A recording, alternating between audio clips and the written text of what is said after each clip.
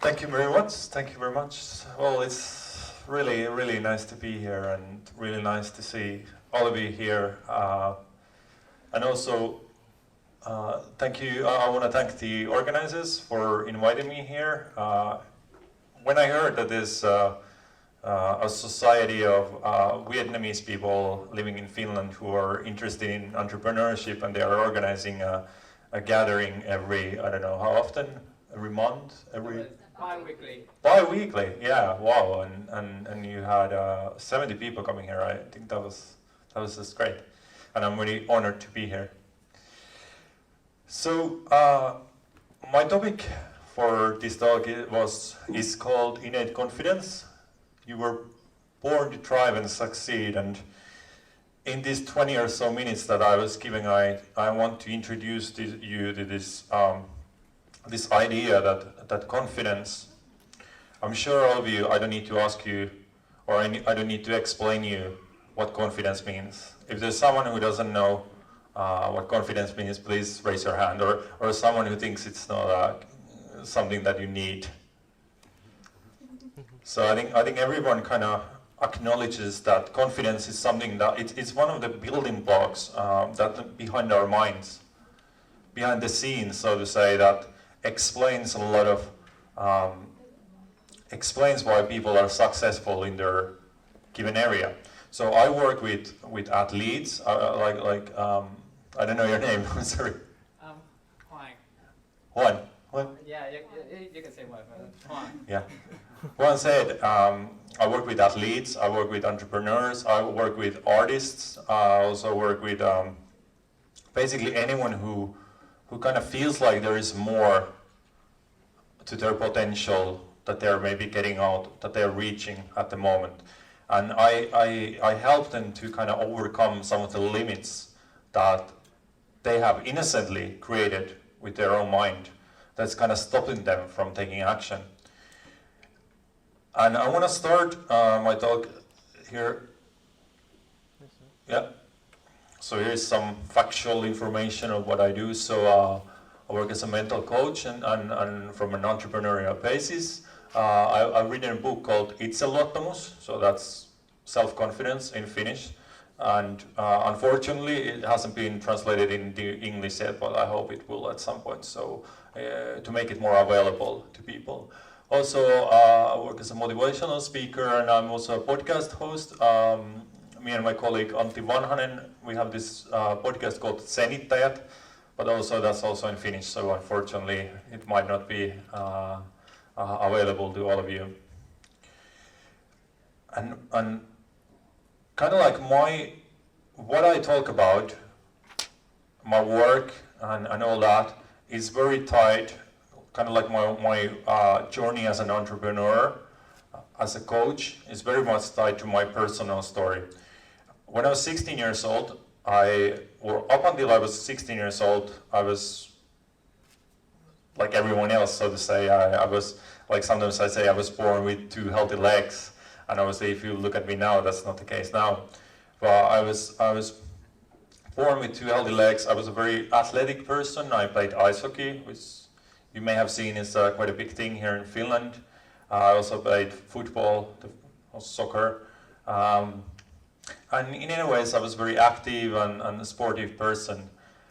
Then I was in the middle of my first year in the Finnish high school, and all of a sudden I got really ill.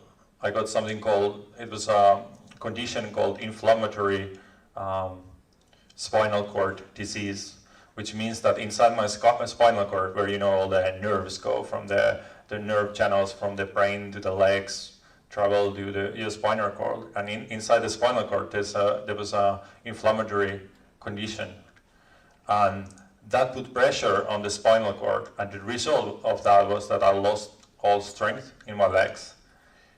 And you can imagine, I think everyone here is over 16 years old, so you can remember, you can kind of reflect back on what life was like when you were 16 years old. You were kind of in the middle of childhood and adulthood, kind of like just taking your first steps, ironically, your first steps to being kind of like independent, responsible adult. and you had your dreams and kind of ideas of what you wanted to do in the future. And for me, it was very much ice hockey was the thing. I wanted to be an ice hockey player, professional ice hockey player. And then all of a sudden I found myself in a totally different circumstances. Where I used to be, you know, when I was in high school, I always used to see myself as one of the sort of active persons who kind of like, who other people admired. Let's put it that way. And then after I spent 6 months in hospital and in rehabilitation. And when I got out from there and I went back to the school, all of a sudden I noticed that I was actually the exception because there was no one else using a wheelchair in my high school. So all of a sudden I stood out. And also what I noticed was that where pretty much all my life up until that point, I always had felt really comfortable in myself. Of course, like everyone, every teenager always has, you know, their doubts about, you know, themselves, and there's these all sort of things like thoughts running in my mind, like, do I fit in? Am I good enough? Do people like me? And that sort of things. But generally, I would say my confidence and self-esteem were in a pretty good shape. And then everything changed on that side as well. So there was a big change in the physical condition, but also the mental condition. And all of a sudden I realized that it wasn't so nice to be me. And it wasn't so nice to be the exception. And for whatever reason, I think there were two paths where that could have led. One path was sort of like self-pity, you know, this increasing like self-doubt and overall like a very insecure way of living. But for whatever reason, I can't explain why, but for me it actually was motivational because I got very curious of whether I can do something to kind of like find in me this confidence that would help me live life and go forward and pursue my, you know, goals and dreams and that sort of things from these circumstances. And I kind of came to realize that it's not actually the wheelchair that limits me, that it's a barrier to what I can do. A much bigger barrier was my own thinking and the meaning I was giving to being in wheelchair. And actually I came to see at a very early age that the role that my own mind has in my own experience is huge. And later I came to realize it's actually everything, that everything gets created by our own minds. Like our mind is a meaning-giving machine. We go forward in life and we attribute meaning to things and we explain things. We are a mind and we give explanations, and sometimes, like me said, sometimes we blame ourselves, and sometimes we blame our circumstances, but what's usually sure is that we blame something about why we are not able to do something. So this topic of confidence, via that personal experience, that sudden huge change in my life has been a very close topic to me and something I've been interested in exploring pretty much the past 13 years after that event, and it has led me to look for answers, look for ways to improve myself, to develop myself, in order to be able to kind of overcome the limits that I've experienced. But the biggest change came in 4 years ago when someone introduced me to a really simple idea. And the idea, I already kind of said something about it, but the idea was that our mind doesn't really work like a camera. It works more like a projector. So all the limitations and barriers and doubts and everything that I see out there are actually just a reflection of my own thinking in that moment. And what I came to realize is that, well, insecurity is just thinking. The feeling of insecurity, the feeling of not having confidence, not being ready, not being up to do whatever it is that you're about to do, that feeling is created about why the thoughts that you have in that moment and nothing else. And underneath those thoughts,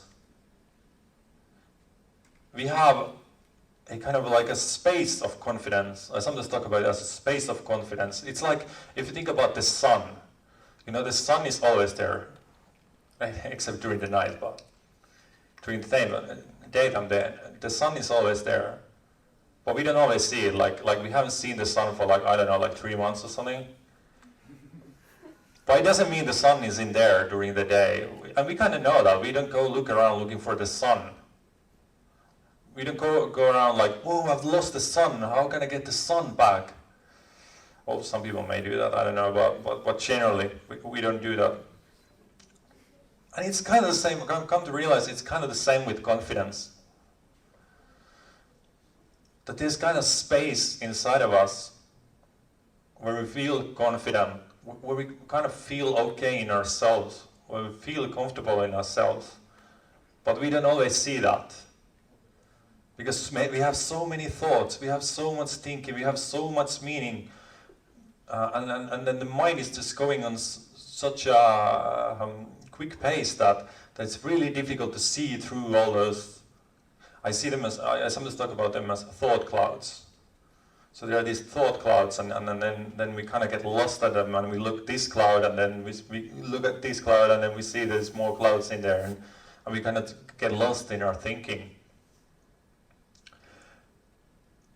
Okay, so I wanted to give you a couple of definitions about confidence that I really like, that I really resonate with it. The first one comes from a guy called Sydney Banks. His story is very interesting. He's a Scottish, or he's dead now, but he was a Scottish welder who moved to Canada back in the 70s or something, and he had like an enlightenment experience where he came to see that we are all innately healthy, we are all innately okay and confident and peaceful, but then we have the ability to believe that we aren't. And Sid used to be a really insecure person, and then he had this huge realize, and all that insecurity just dropped off, and he was able to live a life free of insecurity. And I really encourage you to Google him and look for the videos where he talks about his experience and what he'd come to learn. But there's one thing he said in one of the videos. He said that self-confidence is not thinking more of yourself, it is thinking of yourself less. And this is something I came to realize, that I always thought, when I had these troubles with confidence, when I was battling with insecurity, when I was battling with these insecure thoughts that I had about myself and my condition and what it meant and what I could do and all that, I thought there was something I needed to do to overcome that. There was something that I need to do in order to find confidence, to develop my confidence. And it never occurred to me that the only reason why I wasn't feeling confident was that I was so obsessed about myself, and I was constantly thinking about myself, and I was reflecting, I was filtering everything through myself. So if there is something, someone said something like, do you want to come to a party? Like at the age of 17, 18, living a high school life, you know, there was parties and all sort of social things, and someone invited me to a party, and the initial reaction I felt was like, yeah, cool, of course. But then in a couple of seconds I started to filter that through to the mind's filter machine, whatever you want to call that. And I started to I asked that question to myself, And then I started to answer it, why am I so what I started to do was I started to explain like why I cannot go to the party, because it might be difficult, because there might be stairs or something, I can't go there, and then it might be difficult for me to come home, and there could be some people who don't know me, and then they're like, why is that guy in wheelchair, and all these thoughts. So I started to filter it through myself, and all of a sudden I felt insecure, and then the logical thing was to decline and say, no, I'm not going to do that. And then I went home and felt bad because I cannot go to these parties anymore, and I blamed the condition for that. And not realizing that what had happened was that I made it about me, and again I filtered everything through me. And here's another nice quote. This guy is my colleague Antti Vanhanen, and he is a very wise person, one of the wisest persons I know, and he said a lot of really cool things. And one of the things he said was that self-confidence means that you trust yourself so much that you don't have to think about yourself. So you see, it's very similar to the other quote. And this is really something I teach with athletes I work with the artists, or with everyone. Go back. Yes.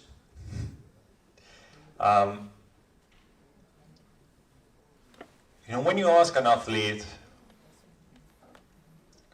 when are you at your best? It doesn't matter what the sport is, whether they're playing football, ice hockey, running, whatever. When you ask them, when are you at your best? They usually say, or what goes through your mind when you are at your best? They usually say nothing. There's nothing on my mind. My mind is free. I'm just totally in the moment. I'm just responding what is there. And in order to do that, you cannot think about yourself at the same time. I sometimes use the metaphor of our phones. In our phones we have two cameras. We have the selfie camera, and we have the other camera, the back camera. I don't know, the landscape camera. I don't know what it's called. If there's an official name for it, I just call it the landscape camera.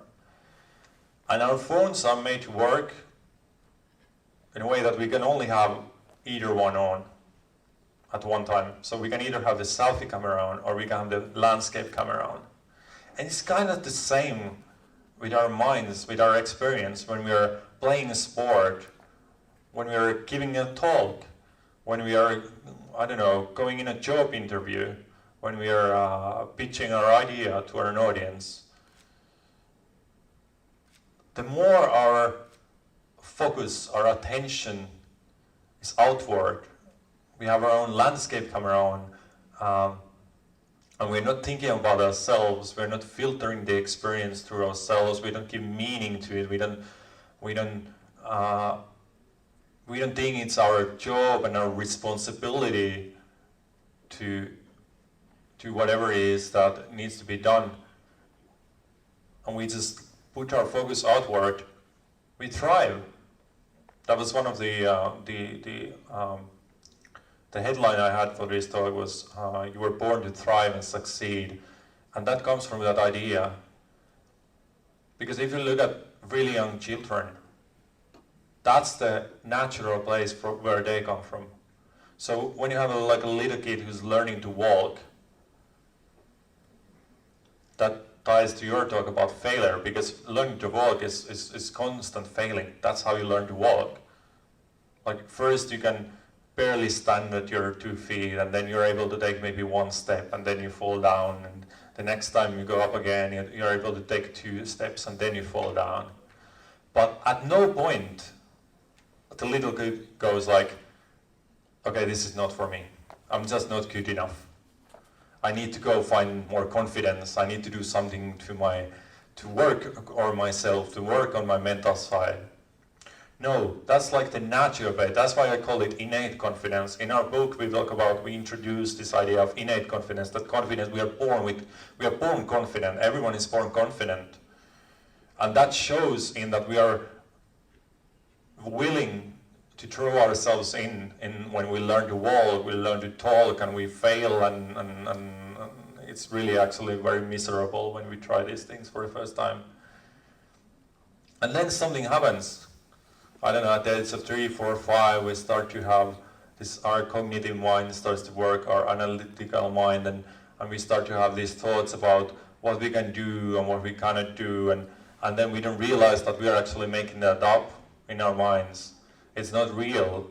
It's never been real.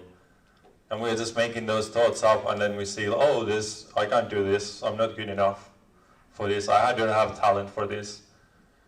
And then those thoughts come our barriers, and they cloud that confidence, and our confidence becomes contingent upon our skills or our experience. We need experience in order to be able to do something. We need to feel that we are really good, we need to feel we are prepared and all this. So these are our strategies that we use to answer the lack of confidence. And really the only thing you need to do is see that it's your own mind, it's your own thoughts. That's like the clouds that are hiding the sun. And when you start to see that, you start to realize that confidence is always there. You're always confident. And the barriers are just thoughts. And what are thoughts? They're nothing. They're like dreams. They come and go. They have no substance in themselves. So I think I'm running out of my time. I don't know if we have time for questions now or later or... Yes. Yes. Sorry? Have we got time for questions? Yeah, we do have time for like one question. Okay. So is that the end of your speech? Yes. Thank you very much. So yeah, we give a round of applause for the man. Okay, so we do have time for one question, and maybe Yeah. you. Yeah, There's no one. Okay, so please, I can give you the mic.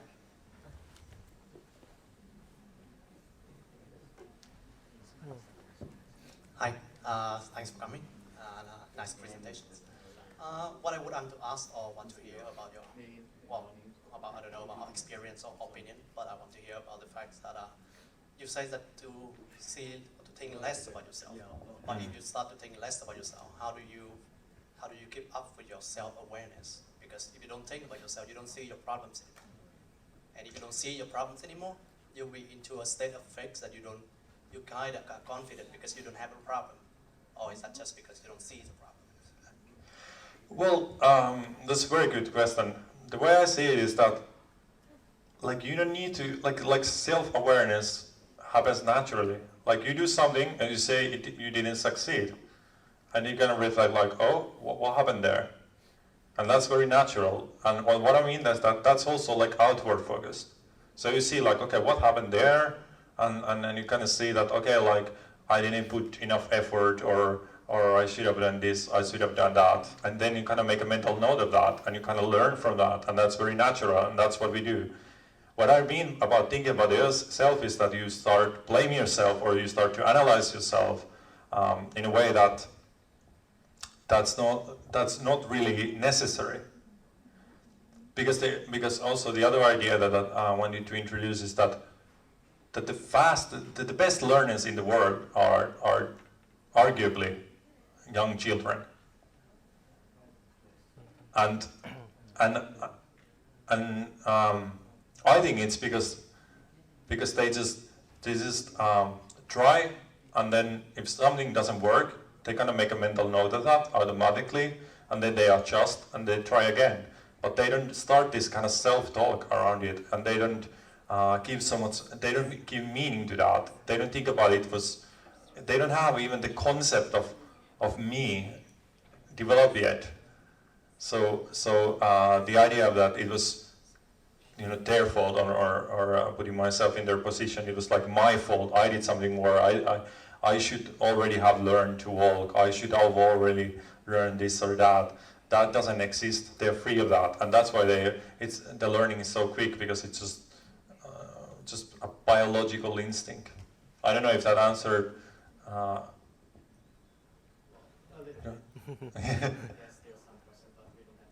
Okay, well, we can talk about it over there. Yeah, I guess we have lots of other times to talk about that. And I would like everyone to give another round of applause for Niko Leppänen. Check.